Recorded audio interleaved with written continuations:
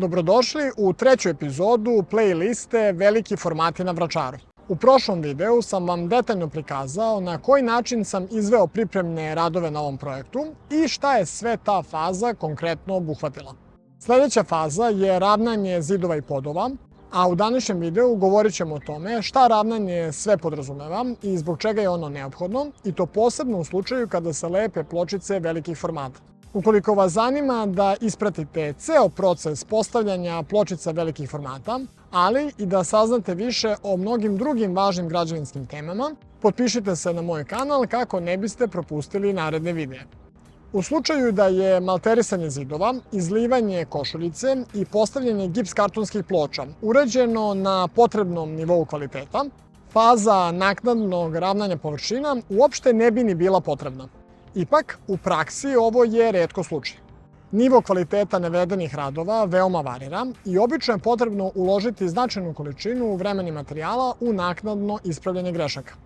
Jedan deo ovih grešaka odgovornost je izvođača, kao što je na primjer zid koji nije u libelu, a drugi deo ovih grešaka je odgovornost onoga koji vodi radove, kao što je na primjer pogrešan nivo poda u odnosu na debljinu izabranih pločica i parketa ili neadekvatne dimenzije otvora za kadu. Nažalost, investitori, ali i velika većina ljudi koji su angažovani kao nadzor, nemaju dovoljno znanja i izvođačkog iskustva da mogu da procene da li su geometrijski kriterijumi tokom ovih prethodnih faza zaista ispunjeni u odnosu na krajnju arhitektonsku zamisao. Imajući u vidu da se tokom ravnanja moraju koristiti višestruko skuplji materijali koji mogu da prionu u tankom sloju i na već gotovu površinu, ponekad cena naknadnog ravnanja može i da premašuje cenu inicijalnih radova. Zato je razmišljanje nekoliko koraka unapred i primjena principa dobre prakse tokom svih faza jedini način da ukupni trošak na projektu bude minimalan. Postavljanje pločica velikih formata zahteva da se geometrija cele prostorije dovede unutar posebno strogih granica tolerancije pre faze lepljenja. U slučaju pločica standardnih formata, geometrija prostorije takođe je izuzetno važna, posebno ukoliko se želi postići luksuzan završen rezultat, ali su granice tolerancije ipak nešto blaže, jer je određeni nivo odstupanja moguće korigovati i tokom samog lepljenja. Korekcije tokom lepljenja u slučaju pločica velikih formata jednostavno nisu moguće, jer ovakve pločice nakon utapanja u svež lepak u većini slučajeva nije moguće skinuti, a da one pri tome ne puknu. Zašto pločice velikih formata pucaju prilikom skidanja?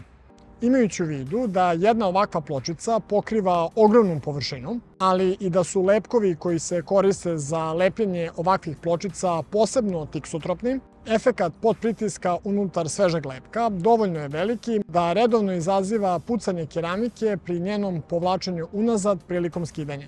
Dodatno, čak i da je pločicu moguće skinuti, precizno mestimično dodavanje lepka na velikoj površini nepraktično je, jer je teško izvodljivo bez višestrukog skidanja i stavljanja iste pločice.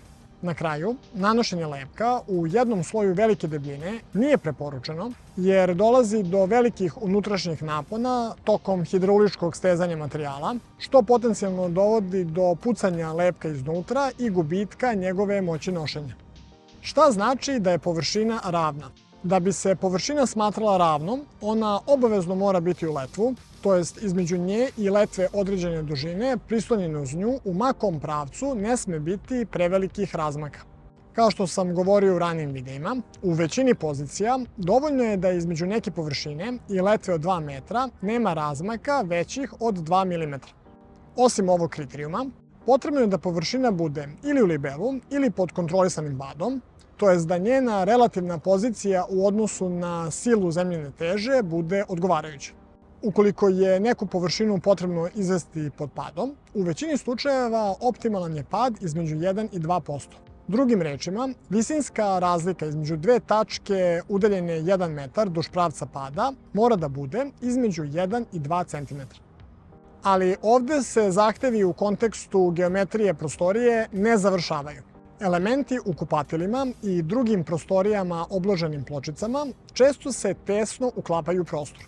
Ukoliko se neki element smešta u ćošak, neophodno je da taj ćošak bude u vinklu.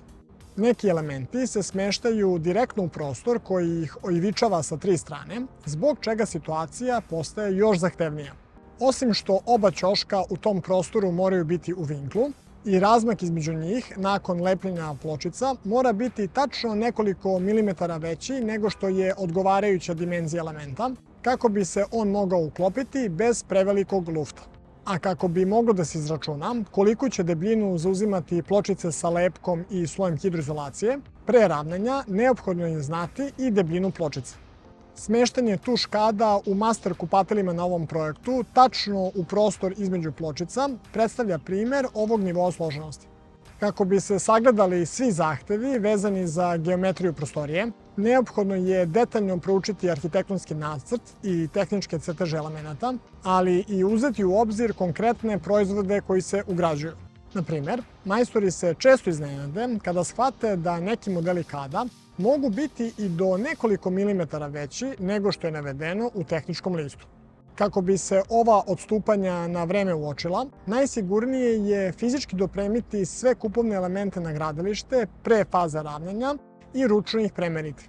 Kada je reč o elementima koji se prave po meri, postoji veći prostor za korekciju odstupanja kasnije, ali se na to ne treba previše oslanjati. Da rezimiramo, sve površine moraju biti u letvu i u libelu ili pod kontrolisanim padom, ćoškovi gde idu elementi u vinklu, a razmaci između površina sa tesnim uglavljivanjem strogo određeni. Praktični načini na koje se to postiže u datoj situaciji bit će izloženi detaljno u narednom videu. Potpišite se na kanal kako ne biste propustili naredne epizode. Srećan rad i svako dobro!